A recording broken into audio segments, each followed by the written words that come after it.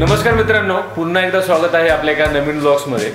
तर मित्रांनो, आता आपण मांगी तुंगीच्या पायथ्याशी आलेलो आहोत। सर्वात पहिला आम्ही तिथल्या ज्या धर्मशाळा आहे तिथे गेलो होतो, पण तिथं फक्त जैन लोकांनाच तिथं प्रवेश भेटतो, बाकीच्या धर्मियांना तिथं प्रवेश नाही आहे। कारण ते फक्त असं म्हणतात की तिथं फक्त जैन जे पूजेला वगैरे येतात त्याच लोकांना तिथं प्रवेश भेटतो। पण एक 5-7 किलोमीटर अलीकडे अजून एक त्यांची एक धर्मशाळा आहे, तर तिथं आम्हाला रूम भेटलेले आहेत। म्हणजे साधारण 1,500 रुपये नॉन एसीसाठी आणि 2,000 रुपये एसीसाठी असं आहे। रूम खूप चांगल्या आहेत। आता त्या इथलं जे जेवण आहे ते जेवणाचं पण टायमिंग खूप असं आवड आहे। म्हणजे साधारण 5ला चालू होतं आणि 6:30ला बंद होतं। म्हणजे दुपारचं जेवण हे 11 ते 2 आहे। ह्याच पिरियडमध्ये तिथे जेवण अवेलेबल असतं। त्याचा जो दर आहे तो म्हणजे साधारण एक 80 रुपये आहे।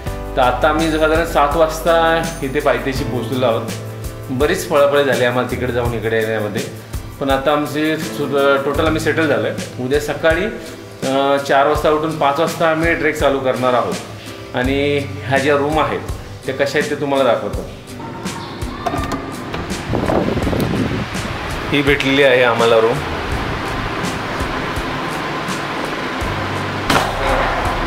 चार लोकांसाठी बेड आहे, एसी आहे, इकडे टॉयलेट बाथरूम त्या साईडला, आणि इथे छोटीशी रूम दिलेली आहे।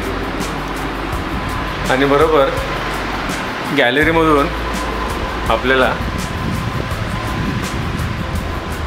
मांगी तुंगीची 2 डोंगर पाहायला मिळतात।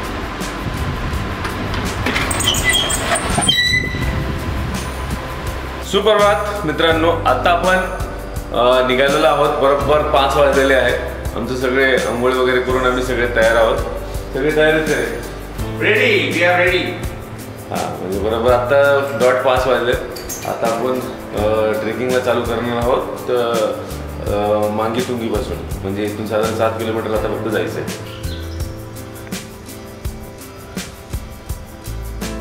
मांगी तुंगीपासून एक 7 किलोमीटरच्या अंतराच्या आधी ही धर्मशाळा आहे जिथं आम्ही राहिलो होतो। तर आता आम्ही निघत आहोत।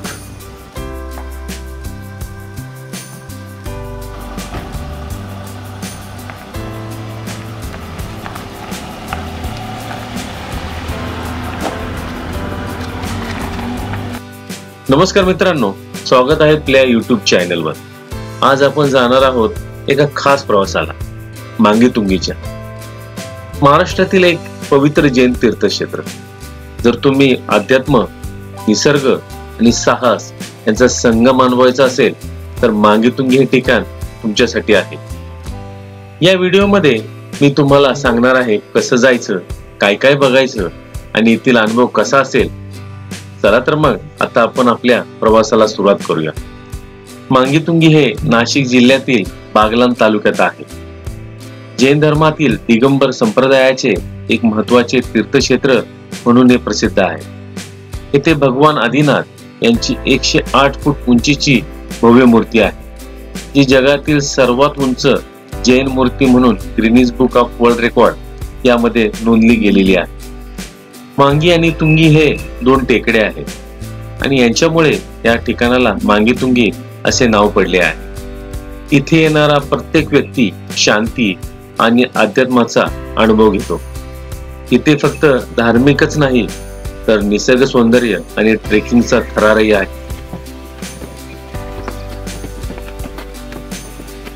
चला आता आपण पाहूया मांगी तुंगीला कसं पोहोचायचं। मांगी तुंगी हे नाशिक पासून साधारण 150 किलोमीटर आणि मुंबई पासून 350 किलोमीटर अंतरावरती आहे।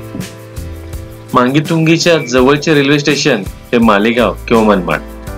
मालेगाव पासून मांगी तुंगी हे अवघ्या 35 किलोमीटर अंतरावरती आहे। वरती माकडं खूप आहेत, त्यामुळे काठी घेऊन जायला लागते, कारण ते हल्ला करतात आपल्या खाण्याच्या सामानासाठी। वरती खाण्याचं काही भेटत नाही ना, म्हणून एवढं सकाळी निघून सुद्धा खूप दम लागतो। म्हणजे 4-4:30ला पण तुम्ही चालू शकता। आणि बाजूने तुम्ही बघू शकाल भिंती बांधल्या, त्यामुळे अगदी सोपं आहे. म्हणजे 4,500 पायऱ्या त्या जरा अवघड आहे. मेघा, कसा अनुभव आहे का तुझा? खूप दम लागतं, अजून खूप वरती जायचंय. तुझं कसं रे? मी पण थकलोय. ते पण चांगला अनुभव आहे. हवा आल्हाद आहे की सकाळी सकाळी बरं वाटेल. आपण जितकं लवकर कव्हर करू ना सगळं बरं वाटेल. तर ऊन पडल्यावर आहे ना येता येणारच नाही बरं. रोहित, दमछाक करणारा ट्रेक आहे. पायऱ्या असल्यामुळे अजून पायाचा व्यायाम जास्त होतोय. बसला असता तर आपल्याला थोडं सोयीस्कर पडलं असतं. पण पायऱ्यांमुळे थोडं आपल्यामध्ये फक्त एक माणूस खुश आहे.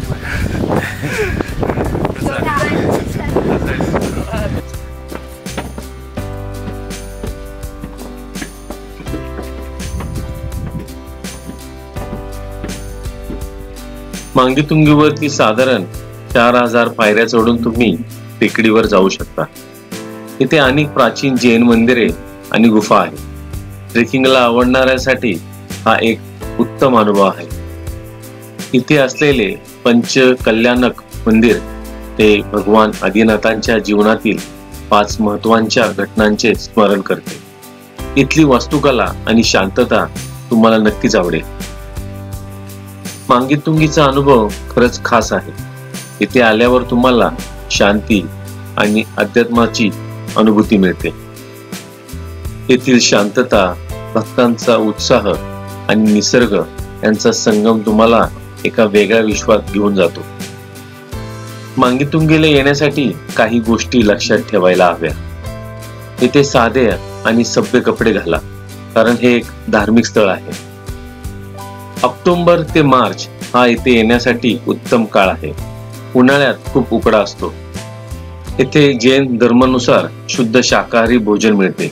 स्थानिक धर्मशाळांमध्ये राहण्याची आणि जेवणाची चांगली सोय आहे. इथे असलेली भगवान आदिनाथ यांची मूर्ती 108 फूट उंचीची खरंच थक्क करणारी आहे. मूर्तीच्या पायथ्याशी ध्यान करणे हा एक अनोखा अनुभव असू शकतो. सुशांत, काय आणलंय रे? थोडीशी वेळ अजून काय नाही का? अजून पाणी आहे फक्त. 1 2 3 6 लोकांना कशी पुरायची रे? मी माझ्यासाठी आणले. 2 दाणे खा. 2 दाणे खा. पार्ले चॉकलेट. तुम्ही काय आणलंय? एक बिस्किट. तोंड आणलं ते त्यांनी तोंड आणलंय ते खाती. हा बिस्किट पण आहे. वा वा. मी तर फार माकडे इथं. घाबरं लागतं माकडांना. गावाकडचे तुमचं, आमच्या गावाकडची. चला चला तर मग मंडळी आणि बोलू नका. बेळ खातोय खातोय ते माकडं समजतं बरं का भाषा. ठीक आहे, मिक्स करतो असं सवय ना ती. गाडीत आहे गाडीत. आणतो का कांदा लिंबू? तोंडात तर जाऊ दे.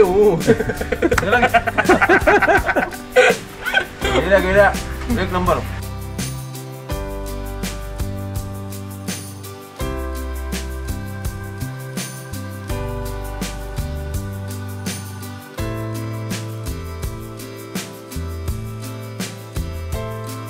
आता आपण तुंगी करतोय, कारण सगळ्यात पहिलं ऊन त्या साईडला येतं, त्यामुळे नंतर त्रास होईल.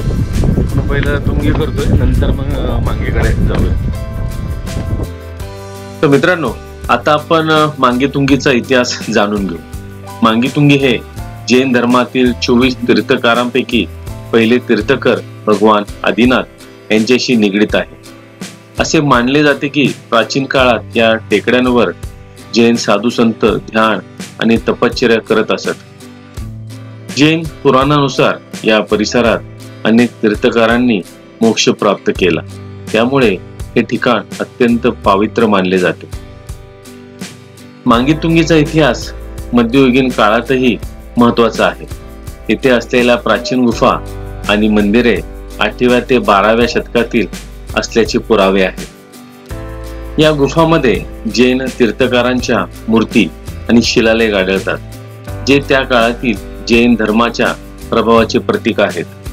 मांगीतुंगी हे जैन धर्मातील दिगंबर आणि श्वेतांबर या दोन्ही संप्रदायांसाठी महत्वाचे आहे. परंतु दिगंबर संप्रदायाचे येथे विशेष प्राबल्य आहे. मांगीतुंगीला आधुनिक काळात खरी ओळख मिळाली ती म्हणजे 2006 मध्ये, जेव्हा इथे भगवान आदिनाथ यांची 108 फूट उंचीची भव्य मूर्ती स्थापित झाली.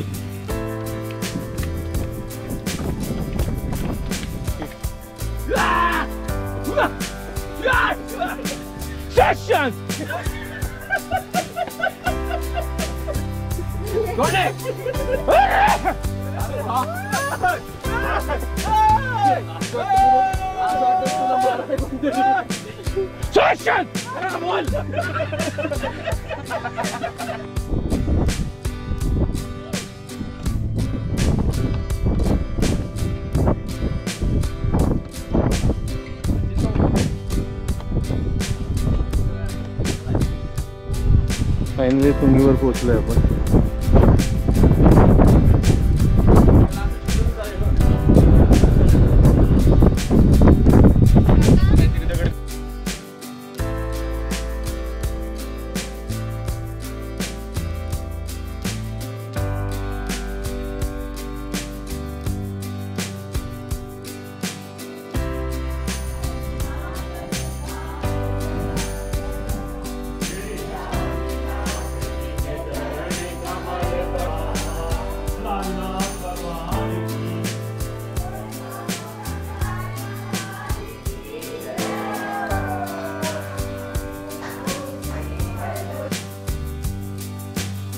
मांगीतुंगी येथे पंचकल्याणक मंदिर आहे, जे भगवान आदिनाथ यांच्या जीवनातील 5 महत्वाच्या घटनांचे म्हणजे गर्भ, जन्म, तप, ज्ञान आणि बुद्ध स्मरण करते. दरवर्षी येथे पंचकल्याणक महोत्सव आयोजित केला जातो, ज्यामध्ये हजारो भक्त सहभागी होतात. याशिवाय मांगीतुंगी येथील टेकडीवर 4000 पायऱ्या चढून जाणारी यात्रा भक्तांसाठी विशेष धार्मिक अनुभव देते.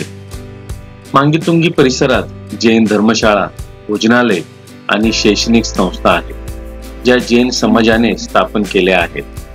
येथील स्थानिक समुदाय आणि जैन संघटना मांगीतुंगीच्या विकासासाठी सतत प्रयत्न करत असतात. त्यामुळे हे ठिकाण केवळ धार्मिकच नाही तर सामाजिक आणि सांस्कृतिक दृष्ट्या महत्वाचे आहे.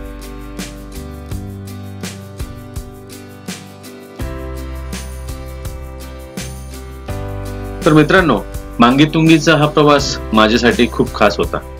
अध्यात्म, निसर्ग आणि साहस यांचा हा सुंदर संगम तुम्ही एकदा अनुभवायला हवा. तुम्ही मांगीतुंगीला कधी गेला आहात का, किंवा इथे जाण्याचा तुमचा प्लॅन आहे का? कमेंट्स बॉक्स मध्ये नक्की सांगा. आणि हो, हा व्हिडिओ आवडला असेल तर लाईक करा, सबस्क्राईब करा आणि बेल आयकॉन दाबायला विसरू नका. तर भेटूया पुढच्या अशाच एका भन्नाट व्हिडिओमध्ये. तोपर्यंत धन्यवाद. 2662, 2663, 2664 पायऱ्या आहेत. मांगी ना, मांगी वरून सरळ खाली 2664 पायऱ्या. आणि ती तुंगीवरून जे मध्ये रस्ता जातो तिथे जवळपास 500-550 पायऱ्या त्या आहेत. आणि ह्या मांगीतून डायरेक्ट खालपर्यंत 2664 पायऱ्या, म्हणजे एक साधारणपणे 3100-3200 पायऱ्या टोटल आहेत. मांगीतुंगी दोन्ही जर करायचं असेल, परंतु डायरेक्ट जर आलो आपण मांगीतून खाली तर 2664 पायऱ्या टोटल मी मोजल्या. बाय.